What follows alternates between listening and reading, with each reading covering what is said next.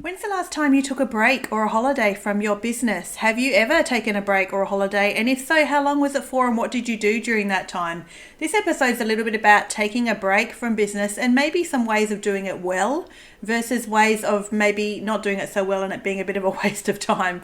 So listen into my thoughts and feelings about taking a break and what my plans might be coming up for when to take a break and how to do it. I'll see you in a bit. Welcome to Aussie E-commerce Mum, a diary-style podcast for those of you starting out or running a product-based business. E-commerce is growing and more entrepreneurs are dipping their toes into making money online. In my podcast, you'll learn and be inspired by my experiences with running 2 Shopify websites that I started in 2020, because the e-commerce world is very different from running a digital or service-based business. On this journal-style podcast, I share my day-to-day trials and triumphs as they unfold in real time. Because let's face it, navigating the e-commerce world feels less daunting when we share our hurdles with someone else. Join me as I share from my kitchen table in Adelaide, Australia. Brought to you by one of my online stores, theturtlejournal.com.au. Hey, welcome to Aussie E-commerce Mum. My name is Rachel. This episode is a little bit about taking a break or taking a holiday in your business and maybe why you want to do that or why it's important and perhaps ways you could do that or why I think it's an important thing to do. So, do you go to the beach when you take a holiday? Do you like to go overseas? Do you like to stay at home and potter around the garden? Do you like to catch up with family and friends? Do you like to read a book? Do you like to live in your pajamas? There are so many different things taking a break looks like for us in our life, like if you take a break from work and holidays at Christmas time. So all of us have different ways that we like to take a break and what that means to us. So what I would say to you is that if you're going to take a break in your business or a bit of a holiday, it doesn't actually matter what you do during that time that you're taking the break. The priority or the important thing is that you actually take the break. So whether you take 2 days, whether you take 2 weeks, 2 months, like all of that is entirely personal. But the main thing is, or the main thing I want to talk about or share with you today is I think is something important, is that the main part of taking a break in your business is the fact that you actually do it. And do it properly. In other words, actually take the break and not kind of still half be in work mode and sort of just scale back a bit. I don't know that that's hugely helpful. I think we're better off working towards taking an actual break, even if you schedule it out so that you're going to take a break in 6 months' time or something. Like for me, I could benefit with a 2-day break. At the moment, if I evaluate my own motivation, my own energy level, May was really quiet for sales, but June, we're nearly at the end of June now, I'm recording this, has picked up significantly. So I'm feeling pretty good. So I don't feel completely depleted or that I've lost my motivation. I actually feel like I could just do with maybe a 2-day break. So all of that is entirely personal. And I think what's important is that you really think about it for yourself and make a decision based on what you know suits you, what suits your family and your own energy level, what suits your schedule, and not kind of be locked into an expectation of what it looks like for other people or what other people are doing. So the taking a break part is the priority, I think. That's the important part. I don't actually think it matters what you do when you take a break. Like I said, you could travel the world and feel like that's energizing and taking a break. You could stay at home in your pajamas and watch movies all day for a month. Is also could be energizing and taking a break. It just needs to be whatever you decide to do during the time needs to be able for you to energize you and be able to switch off your brain from your business, no matter what the activities are that you choose to do. I know some people love, massages and getting their nails done and their hair done. That's not really me. It's not sort of what appeals to me as rejuvenating. But equally, I'm probably not interested either in heading to Sydney or Melbourne or to a big city and going the touristy stuff there. That also doesn't seem particularly energizing to me either. But staying at home in my pajamas and watching TV and maybe cooking some really beautiful food. Okay, I could do that. Maybe that's energizing for me. I quite like the idea of that. So taking a break, what does that look like in your business? Hey, what things does that mean we'd have to not do for a little while? We can't check emails all the time. We're trying to sell social media, not pack orders, not research new products, not buy new products, not redoing my budget, not doing a BAS statement or a profit loss statement. There's so many things that require our attention. So taking a break can be a bit of an adventure. You kind of need to plan a little bit for it. If you're going to take a decent break, you probably want to do a bit of planning around it. Hey. But what I do want to say is when you take a break in your business for however long it is and for whatever reason you decide to do so, it's perfectly fine, it's perfectly legitimate, and it's perfectly healthy and normal. I'm talking to myself here too as much. Is that this is what I think is really important. This is my important thing I really want to share that I think is critical. No matter, like I said, no matter what activity you choose to do while you're taking a break, no matter how long this break happens to be for, it needs to be long enough for you so that adrenaline dissipates. And there's probably really scientific, explanations for what that actually means. I'm probably completely misusing that analogy, but this is my analogy that I'm probably misusing. If a scientist happens to listen to this, they can let me know. Is that you need to have a break long enough that it's not always, your business is not always in the back of your mind. You need to take a break long enough that you're not thinking about your business 24/7, that you're not itching to do something with your hands, like go pack something, go make something, go find something, that you're not kind of fidgety about your business. I think taking a break needs to encompass enough time and enough things for you in your mindset that rejuvenate you, that you're not still actually in CEO mode in your head, that you're still not actually like looking for something to do or worrying about what to do next, that it actually feels relaxing. It kind of leaves the back of your mind a bit. You're kind of not thinking about it in the back of your mind all the time. It actually goes away a bit. That's actually what I think is important. I think you need to start to miss it and want to come back to it.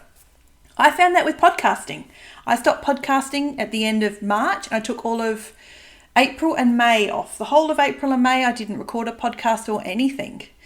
And I left it long enough that I missed it, that I wanted to come back to it. And I know that's a luxury as a podcast. I'm not making money from this, of course.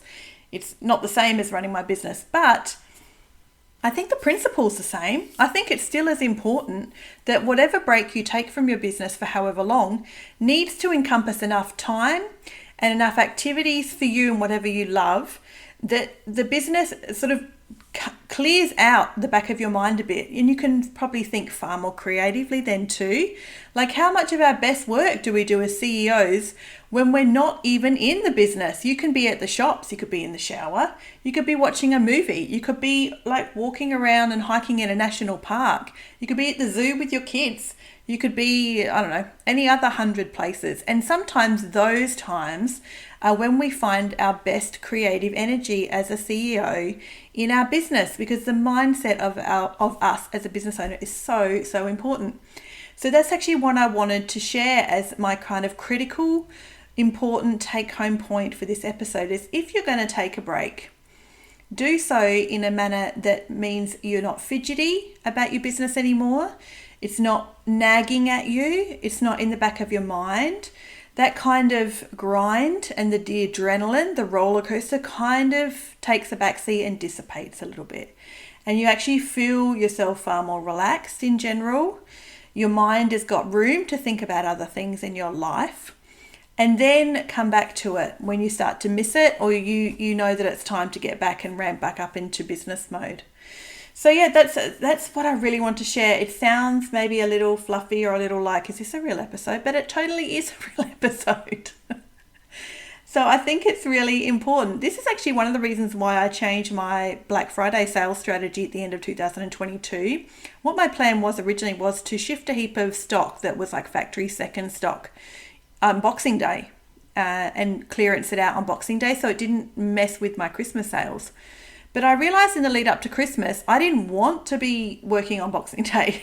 I didn't want to suddenly be really busy after Christmas. I wanted a break after Christmas. I've been busy all through like November and early December. I didn't want to be busy in Boxing Day. So I changed my strategy, and then I cleared a heap of stock out for Black Friday instead. And I only made that decision a couple of weeks before Black Friday. I'm so glad I did, because I wanted a break after Christmas. So I had basically all of January off. 2023, I think, has been a bit harder for me in deciding or managing to take a break, because I'm 100% working on my business this year. I've taken a year of leave without pay from my regular day job. So my business is my focus for all of this year. I guess then I'm working from home a lot more, and I'm thinking about my business all the time. I haven't got other things at work to concentrate and focus on, and then I'm not thinking about my business. When I'm at work, it hardly occurs to me until I sort of walk out the door, and then I think about my business. So this year has been trickier to not think about it all the time, in which case I probably need to reevaluate what it means to take a break from my business for me this year. Can I just be at home for a couple of days relaxing and unwinding? Or am I going to be thinking about my business all the time if I'm at home, because this is the environment I'm working in at the moment? So I need to evaluate that for myself about how it really looks to take a break for me this year versus what it would have been the last couple of years. And then building a bit of a framework around being able to manage that. So make a list of things that you would need to do to take a break. So what do you need to do in your business? What do I need to do in my business to enable me to take a break without neglecting my customers, and to enable you to take a break without neglecting your customers? Do you have enough social media scheduled ahead of time to take a break for that time you want to be not working? And you don't need to probably have as heavy a content schedule as you would when you are working, but if you're going to take a break, you still want some consistency on social media, some touch points for your customers and followers. You still want to be visible. You still want to always be filling the top of your marketing funnel. Even if you maybe lean more heavily onto paid advertising during that time rather than organic. And you might want to listen to episode 41. I talk all about my social media content strategy in there, and it's probably, I hope it's actually more beneficial and more encouraging for you than you maybe imagine. I've listened to a lot of podcast episodes about social media strategies and content schedules. I live in e-commerce world like many of us do, so I've listened to my fair share of content on other podcasts. A lot of those, though, seem like a lot of work. It's a lot of a lot of the podcasts I've listened to about social media don't seem to be hugely helpful, in the sense of just do more kind of is the end of the story for a lot of it. Whereas my episode 41 is not so much about doing more on social media. I hope it gives you some encouragement. There are ways of being more efficient in social media as well, at the same time as growing your audience. So do you need to have social media scheduled out to take a break? What else what else is important to think about in planning to have a break? What other things do I need to think about in order to have a break? Do I need an auto reply on my email? Do I need something on my website banner or announcement bar? Probably the banner, probably the main image. I could probably edit with some text or something that on a break or a holiday that replies might be slower. You can still place orders, but the shipping confirmation email also needs to reflect a change in time frame if things are going to take a bit longer.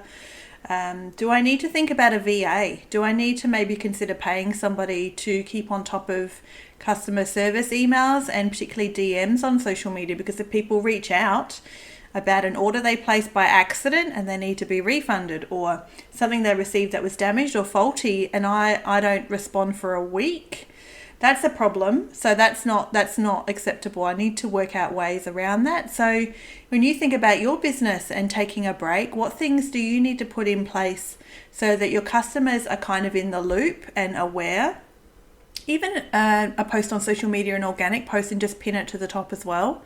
So there's something that always sits there in your feed that lets people know that you're going to be slower to respond, you're taking a break. Maybe you're checking your emails once a day for the month you're away.